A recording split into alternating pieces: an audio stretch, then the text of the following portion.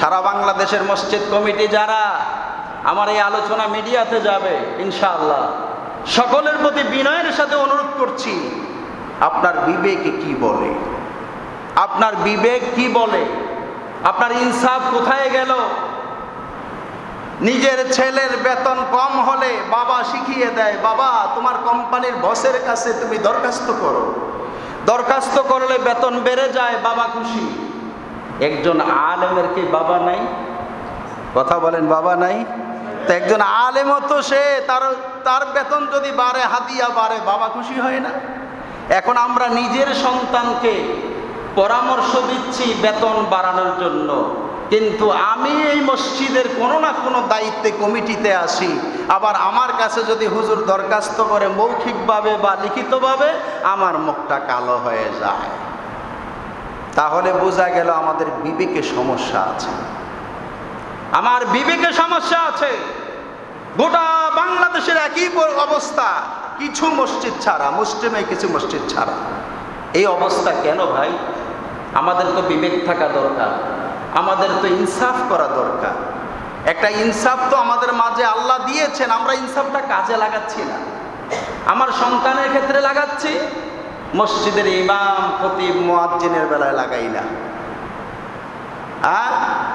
এক সভাপতি, মসজিদের এক সভাপতি সাহেব হুজুরের কাছে দোয়া চাইব, তো হুজুর বলতেছেন যে সভাপতি সাহেব, আমার তো পারিবারিকভাবে একটু চলতে কষ্ট হয়, যদি আমার একটু হাতিয়াটা একটু বাড়ানোর চেষ্টা করতেন বা করে দিতেন।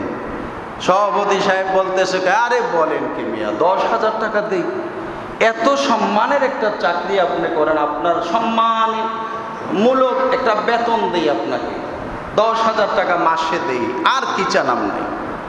ঠিক আছে। হুজুর আর দেখলো যে না, কথার বেশি ভালো না, অতএব উনি চুপ হয়ে গেছে। কারণ ইমামরা তো নিরহ ব্যক্তি, ইমামদেরকে কথা বলা যায় খুব সহজে, কথা বলতেও পারে যে কোনো মানুষই, কিন্তু অন্য অন্য মানুষকে সেভাবে কথা বলা যায় না। তো ইমাম সাহেব দেখলো যে না, সভাপতি সাহেব যেহেতু ব্যতিক্রম বলতেছে, আর কিছু বলে লাভ নাই। কয়েকদিন গেল, যাওয়ার পরে সভাপতি সাহেব এবার হুজুরের কাছে আসছে দোয়া নিতে। দোয়া নেবে কি? হুজুর, আমার ছেলেটা ইন্টারভিউ দিবে, আপনি দোয়া করেন যেন একটা ভালো চাকরি পায়। তো হুজুর এবার মিলাদ শরীফ পরে দোয়া করতেছে, আল্লাহ সভাপতি সাহেবের ছেলে ইন্টারভিউ দিবে, আল্লাহ সভাপতি সাহেবের ছেলেকে আমার মতো সম্মানজনক একটা চাকরি মিলাইয়া দিও। কি কইছি? আমার মতো সম্মানজনক একটা চাকরি মিলাইয়া দিও, তার মানে বেতন 10,000। মুনাজাতে তো আর কিছু বলতে পারে না, মুনাজাত শেষ করছে, শেষ করার পরে বলে, এই হুজুর আপনি কি বললেন? ওই কি হয়েছে? আপনি যে বললেন আপনার মতো একটা চাকরি ভাই, তো মানে 10,000 টাকার বেতন, আমার ছেলে চলবে কি করে? আমার ছেলের ওয়াইফ আছে, সন্তান আছে, আমরা আছি, তা আমাদের খাওয়ান খরচ লাগবে না? 10,000 টাকা কিভাবে হবে? সভাপতি সাহেব, আপনার সন্তানের যা আছে আমারও তো তাই আছে, আমারটা আপনি বললেন সম্মানসূচক বেতন, তো এই সম্মানসূচক বেতনের দোয়াটাই তো আপনার ছেলের জন্য আমি করছি। তার মানে কি? আমরা সব বুঝি, শুধু কেবল এই ক্ষেত্রে আসলে আমরা অনেকে বুঝেও বুঝি না, যে এমনটা না, বুঝেও বুঝি না। আল্লাহ তাআলা আমাদের বুঝ দান করুক, বলা আমিন। আল্লাহুম্মা সাল্লি আলা মাওলানা মুহাম্মাদ ওয়া আলা আলি সাইয়্যিদিনা মাওলানা মুহাম্মাদ। আল্লাহুম্মা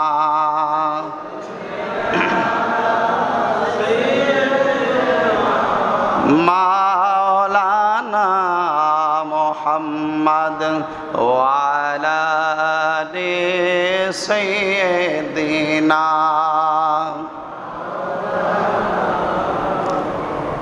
সুতরাং উলামায়ে কেরামদের ব্যাপারে আল্লাহ পাক বলেছেন, আল্লাহর প্রিয় যারা তারা হলো আলেম। আল্লাহ পাক বলেন, ইন্নামা ইয়াখশাল্লাহা মিন ইবাদিহিল উলামা। আল্লাহর যত বান্দা আছে সব বান্দাদের মধ্যে সবচেয়ে বেশি আল্লাহকে ভয় করে চলে আলেমরা। সুবহানাল্লাহ বলেন। সুতরাং এই কথা দিয়ে আল্লাহ বুঝিয়ে দিলেন যে আলেম যেহেতু আমাকে বেশি ভয় করে, অতএব আলেম আমার কাছে দামি। সুবহানাল্লাহ বলে। এরপরে আমার নবীজি বলে দিয়েছেন যে রে দুনিয়ার মানুষ, তোমরা যে কেউ আমি নবীর ওয়ারিস না। 1 লক্ষ মতান্তরে 2,24,000 নবী রাসূলদের ওয়ারিস হলে উলামায়ে কেরাম। এই আলেমরা, এই জন্য আল্লাহর হাবিব সাল্লাল্লাহু আলাইহি ওয়াসাল্লাম বলেছেন আলেমদের দাম যে কত বেশি, আর সেই দামি লোকটার তোমরা বেশি খোঁজ খবর নেও না, তোমাদের বিবেকের কাছে প্রশ্ন রয়ে গেল। আল্লাহর হাবিব বলেছেন ওয়ারাসা, ওয়ারিস। কি বলেছেন? ওয়ারিস। দুনিয়ার অন্য কোনো ফ্যাকাল্টির লোককে আল্লাহর রাসূল ওয়ারিস বলে নাই, শুধু উলামায়ে কেরামদের এই শ্রেণীটাকে নবীজি ওয়ারিসত্ব দিয়েছেন। আমার ছেলে আমার ওয়ারিস। আমার ছেলে যদি কারো সাথে কোনো কথায় আমার ছেলে যদি মনে কষ্ট পায়, এবার বলেন আমি বাবা হয়ে কষ্ট পাবো কিনা? আপনারা কথা বোঝেন না? কিন্তু হা হু করেন না, কথা বোঝে। আমার ছেলের সাথে কারো বিদ্বেষ, কারো ঝগড়া, ওই লোকটাকে আমি ভালোবাসবো না? ভালোবাসবো না। কারণ আমার ছেলের বিরুদ্ধে সে চলে, আমার ছেলের ক্ষতি সাধনে সে চেষ্টা করে। অতএব আমি বাবা হয়ে, আমার ওয়ারিস আমার ছেলে, আমি বাবা হয়ে কিন্তু আমার ছেলের পক্ষই নিব, আমার চাচা জেঠার পক্ষ আমি নেব না, যদিও তারা আমার আত্মীয় স্বজন। আল্লাহর হাবিব সাল্লাল্লাহু আলাইহি ওয়াসাল্লাম যেহেতু বলেছেন উলামায়ে কেরাম আমার নবীর ওয়ারিস, সুতরাং এই ওয়ারিসদের মনে যারা কষ্ট দেয়, বাজান রে জানতে হবে আমার নবী পক্ষান্তরে এই কষ্টটা পেয়ে যাবে। ওয়ারিসকে কষ্ট দিলে এই কষ্টটা আমার নবীও পাবেন। আল্লাহ রাব্বুল আলামিন এজন্য বলে দিয়েছেন, আর আল্লাহর রাসূল সাল্লাল্লাহু আলাইহি ওয়াসাল্লামকে যারা কষ্ট দেয়, আমার দয়ার নবী মায়ার নবী বলেন, আল্লাহ রাব্বুল আলামিন ঘোষণা করে দিয়েছেন, আল্লাহ রাব্বুল আলামিনকে যারা কষ্ট দেয়, এরপরে আল্লাহর হাবিবকে যারা কষ্ট দেয়, লাআনাহুমুল্লাহু ফিদ দুনিয়া ওয়াল আখিরাহ, আল্লাহ বলেন তাদের জন্য আল্লাহ দুনিয়াতে অভিশাপ এবং পরকালেও অভিশাপ রেখেছেন। নাউজুবিল্লাহ বলেন না। যারা আল্লাহকে কষ্ট দিবে, আল্লাহর রাসূলকে কষ্ট দিবে, আল্লাহর রাসূলের ওয়ারিসদেরকে যারা কষ্ট দিবে, কোনো না কোনো ভাবে আল্লাহর হাবিব কষ্ট পাবেন। আল্লাহর প্রিয় বান্দা যেহেতু তারা, আল্লাহ বুঝিয়ে দিলেন ইন্নামা ইয়াখশাল্লাহা মিন ইবাদিহিল উলামা। আলেমরা আল্লাহর প্রিয়, আলেমরা আল্লাহকে বেশি ভয় করে, অতএব ভয় করে যে লোকটা চলে সে কিন্তু প্রিয়। সুবহানাল্লাহ বলেন না। আমরা শিক্ষক মানুষ, যখন পড়াশোনা করাই, যেই ছাত্রটা বেশি ভয় করে পড়াশোনা শিখে আসে, আমরা শিক্ষকরা কিন্তু ওই ছাত্রটাকে বেশি ভালোবাসি। এই কথা বলেন ঠিক না? আল্লাহ বললেন আলেমরা আল্লাহকে ভয় করে চলে, সুতরাং ভয় করার সার্টিফিকেটটা আল্লাহ নিজে দিয়েছেন আলেমদেরকে। অতএব এই আলেমরা আল্লাহর প্রিয় বান্দা। আল্লাহর প্রিয় বান্দাদেরকে যখন দুনিয়ার মানুষ কষ্ট দেয়, আমার আল্লাহ কি কষ্ট পায় না? কি কথা বলেন, পায় কি না? আল্লাহর এই কোরআন বলছে কষ্ট পায়। আমার নবীর ওয়ারিসত্ব সনদে হাদিস শরীফ থেকে আমরা বুঝি আল্লাহর হাবিব পক্ষান্তরে কষ্ট পাবেন উলামায়ে কেরামদের যদি বিরুদ্ধাচরণ করা হয়। সুতরাং এই কোরআনের আয়াত, নবীর হাদিস শরীফ দ্বারা প্রমাণ হলো আল্লাহর প্রিয় বান্দা, আল্লাহর এই জগতে যারা কোরআন হাদিসের প্রতিনিধিত্ব করছে, কোরআন হাদিস নিয়ে গবেষণা করছে, মানুষকে বোঝাচ্ছে, এমন একজন হক্কানি, এমন একজন অলিভক্ত, নবী প্রেমিক, আল্লাহ প্রেমিক একজন আলেমের বিরুদ্ধাচরণ করার অর্থ কি?